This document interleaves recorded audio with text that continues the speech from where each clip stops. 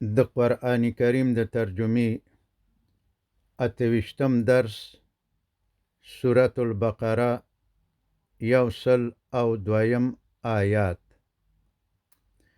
اعوذ بالله من الشیطان الرجیم بسم الله الرحمن الرحیم.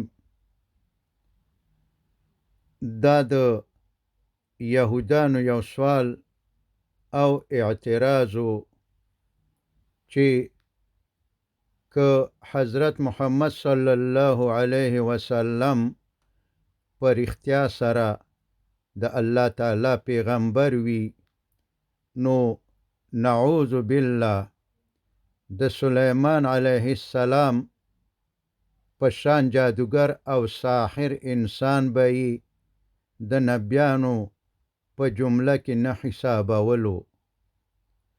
نو نعوذ بالله یو جادوگر ته نبی ویل د دې دلیل دی چې محمد صلی الله علیه وسلم په خپل هم نبی نه دی. نو په 102 آیات کې د دې سوال جواب دی. څرنګه چې جنیات یا پیریان الله تعالی سلیمان علیه السلام ته تابع کړي وو، نو په دې سبب چې د انسانانو او جنیاتو ارتباطات سره زیاتو، نو جنیاتو یا پیریانو به انسانانو ته جادو یا سحر ورخودلو. بنی اسرائیل هم د تورات تعلیمات او هدایات پری خودل او د شیطانانو نه د جادو او سحر زده کول شروع کړل. سلیمان علیه السلام په جادو او سحر باندې پابندي ولګوله. ټول د جادو کتابونه یې راټول کړل او خښې کړل او شیطانانی بندیان کړل. خو کله چې سلیمان علیه السلام وفات شو، نو انسی یا انسانی شیطانانو دا کتابونه راوویستل او اوازه ګډه کړه چې نعوذ بالله دا د جادو کتابونه سلیمان علیه السلام د تخت لاندې ایښي وو. هغه په دروغو د ځان نه پیغمبر جوړ کړی وو. هغه یو لوی جادوگر یا ساحر وو چې د جادو په زوري دا دومره لویه بادشاهي کوله او هر څه یې تابع کړي وو. دا دومره لوی تهمت یهودانو د دې دپاره په سلیمان علیه السلام وویلي چې جادو سلیمان علیه السلام ته منسوب کړي، د دې دپاره چې د عامو خلکو عقیده په جادو باندې پیدا شي او د دوی کاروبار ښه وچلیږي. خو کوم ظلم چې بنی اسرائیلو د سلیمان علیه السلام په باره کې کولو، بالکل هماغسې ظلم اوس هم ځینې مسلمانان کوي.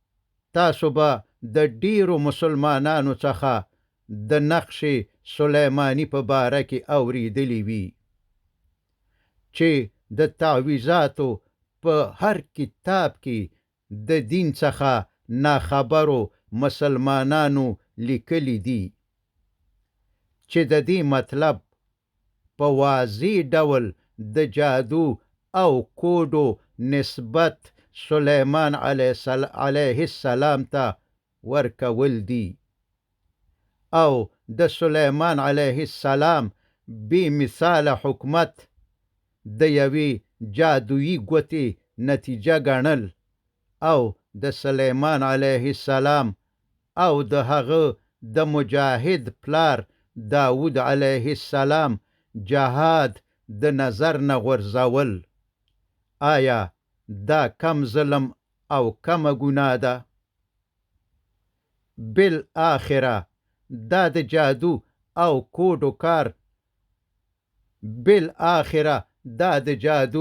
او کوډو کار او بار دومره زیات شو چې خلک ډیر تنگ شو، په خاص ډول د ادریس علیه السلام په وخت کې. نور خلکو د جادو او معجزو په منځ کې فرق نشو کولی.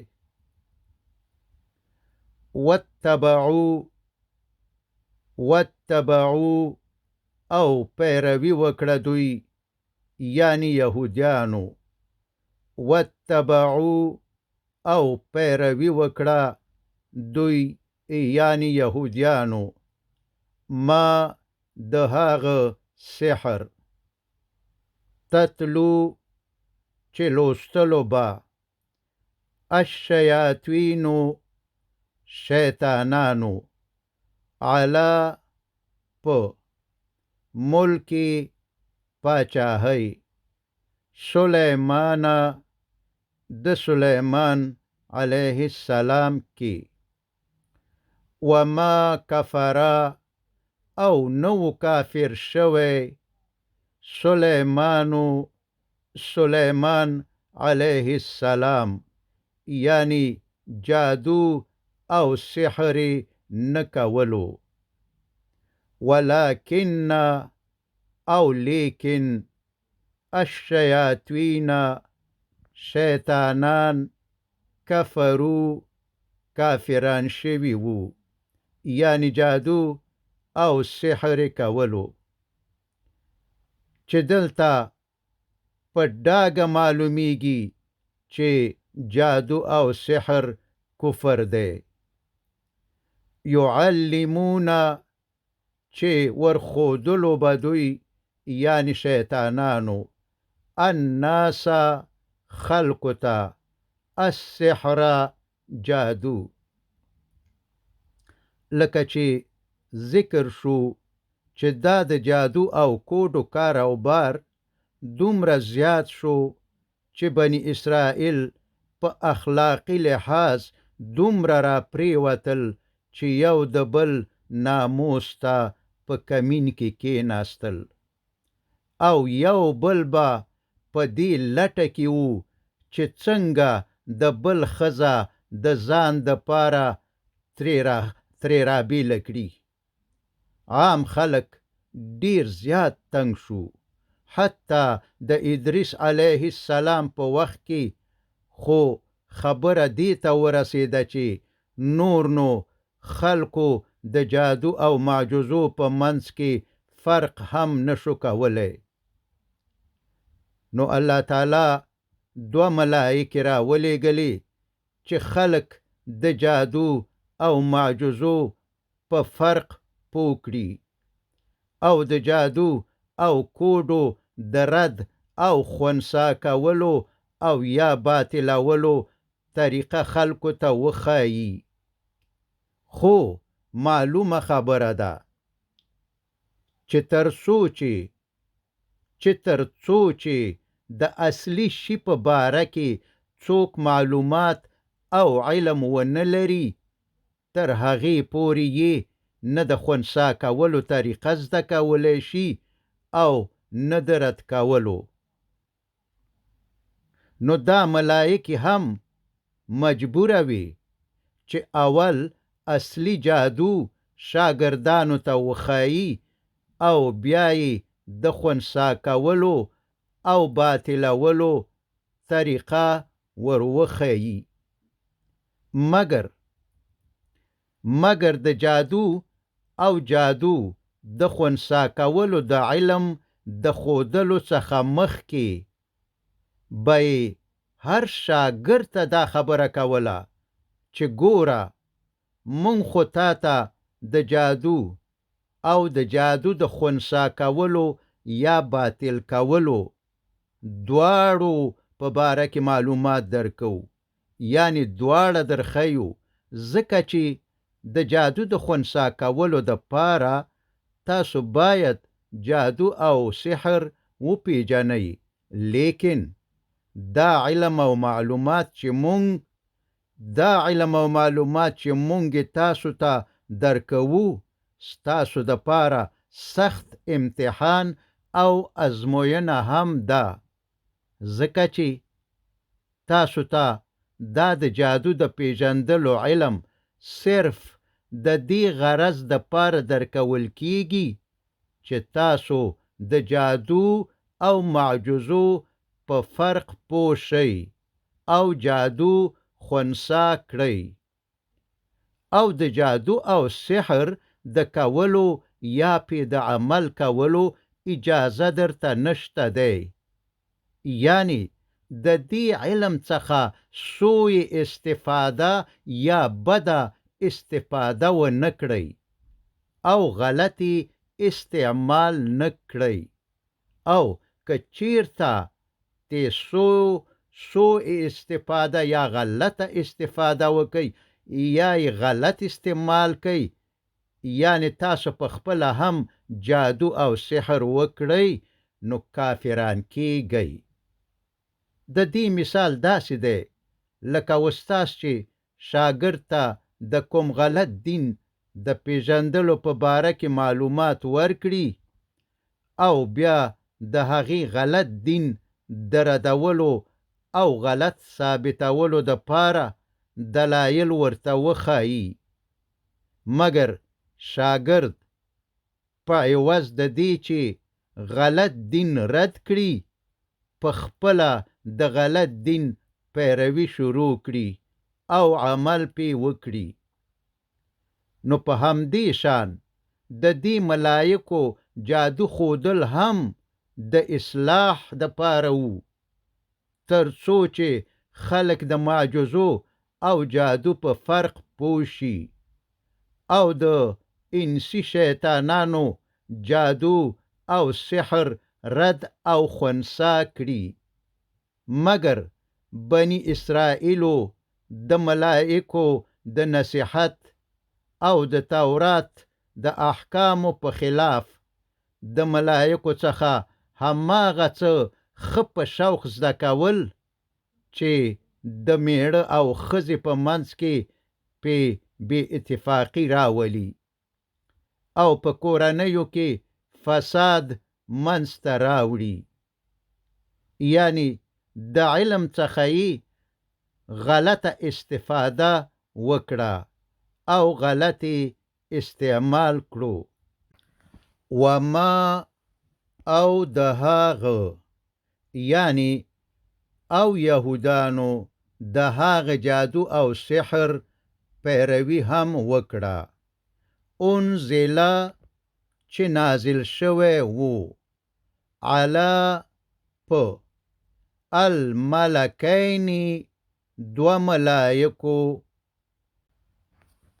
ببابل په بابل ښار کې، هاروتا و ماروتا، هاروت او ماروت باندې، یعنی نمونه دا دو ملائکو هاروت او ماروت وو.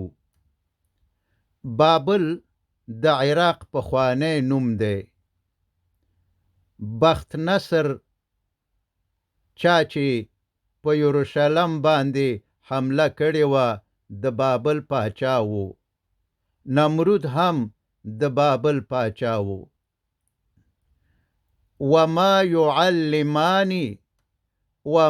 یعلمانی او نبا کوله خودنه دی دواړو ملائکو من احدین هیچ چاته حتی تر هغې پورې یقوله چې دی دواړو به ویل شاګردانو ته، یعنی چا به چې تی دا جادو زده کولو نو هغوی ته به ویل انما بشکه اصل خبره داده، انما بشکه اصل خبره داده چې نحنو مونږ فتنتون یو ازمیخت یو. یعنی مونږ چې تاسو ته کوم علم خایو، تاسو به دا علم د جادو او سحر د رد او خونسا کولو د پاره استعمالوي، او د جادو د کولو د پاره به نه استعمالوي، او کمو استعمال کړو یعنی جادو مو په چا وکړو نو کافران بشي. فلا تکفر نو مکافران کیږي. یعنی دا کوم علم چې زمونږ څخه زده کوي په دې صرف د جادو رد کوي، خو تاسو د دې علم په واسطه په خلکو جادو مکوي.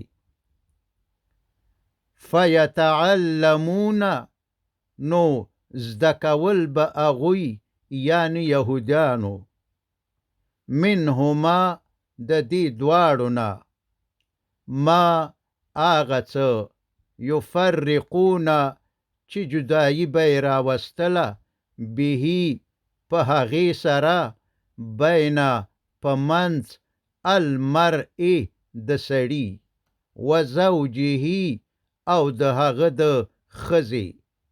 یعنی د ملایکو د نصیحت خلاف به یې هغه څه زده کول او کول چې ښځه او میړه بیل کړي، یعنی په جامعه کې د فساد په خاطر زده کړه کوله، نه د اصلاح په خاطر. وما هم او نو دوی بدوارین ضرر رسون کی، بهی په دې سحر او جادو سره، من احدن هیچ چاته، الا مگر باذن الله په اذن یعنی حکم د الله تعالی. ویتعلمون او زده کول به دوی یعنی یهودیانو، ما آغا څه یضرهم چې ضرر به رسولو دوی ته، ولا ینفعهم او نه به رسوله فایده دوی ته. ولقد او یقینا علمو پوو دوی،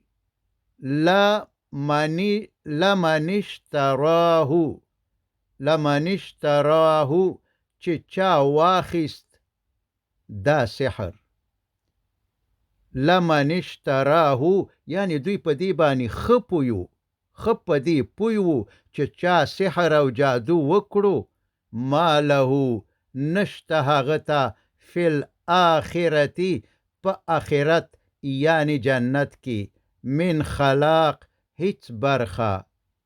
ولبئس او یقینا بد دی، ما هغه شی شرو چې خرڅ کړل دوی، بهی په هغې سره یعنی د هغې په مقابل کې، انفسهم ځانونه خپل، لو که چیرته کانو یعلمون دوی پوهېدلی نو داسې به یې نه کول.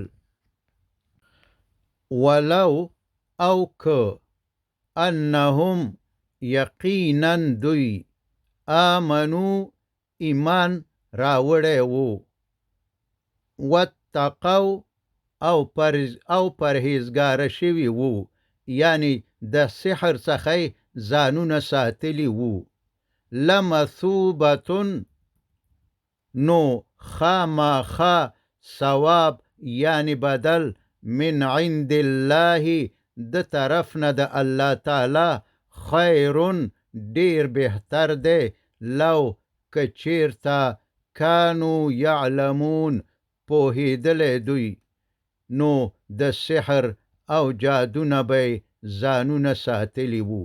وصلی الله تعالی علی خیر خلقه محمد و آله و اصحابه اجمعین.